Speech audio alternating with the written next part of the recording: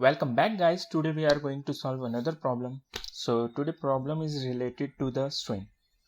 So let's go, and what is the problem? Let's understand. So we are given a two string A and B. Find the minimum number of time A has to be repeated such that B become a substring of repeated A. Okay, if B cannot be a substring of A, no matter how many times it is repeated, written -1. Okay, so first you will understand what is substring. So substring is a continuous sequence of character that comes into the string in which we are going to check. For an example,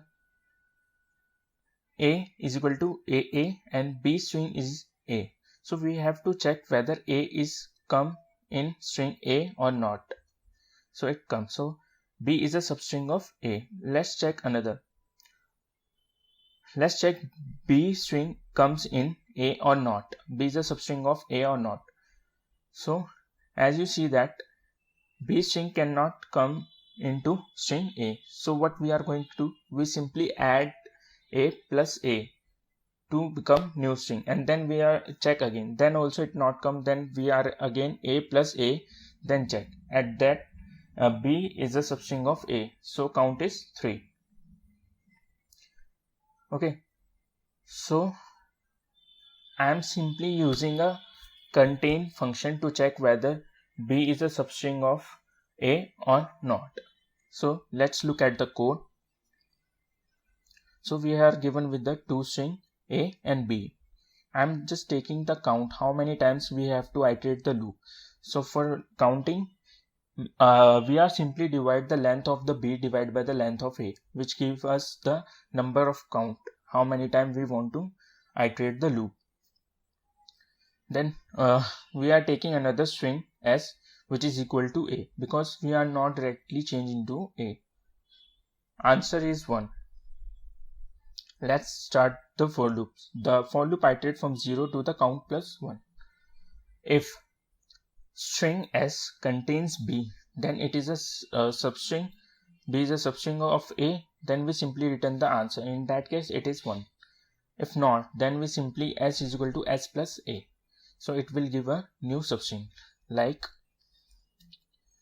if S is equal to AB. After doing this operation, S become AB. Another time it comes to then AB, then also AB. I hope you understand. And we increase the count of answer by 1. At the end of this for loop, we return -1, because if B is a substring of A, then it will return from here only. If it is come out of loop, that means that there is no substring of B. So at that case we have to return -1. So I hope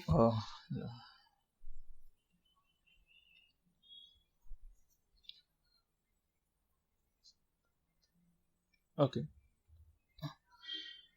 let's check submit whether it pass all the cases or not.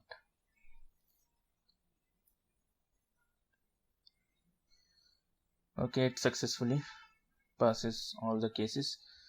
So we are doing simply iterating the loop and check whether P is a substring of A or not. If it is, then we return the answer, else we return -1 when doing nothing.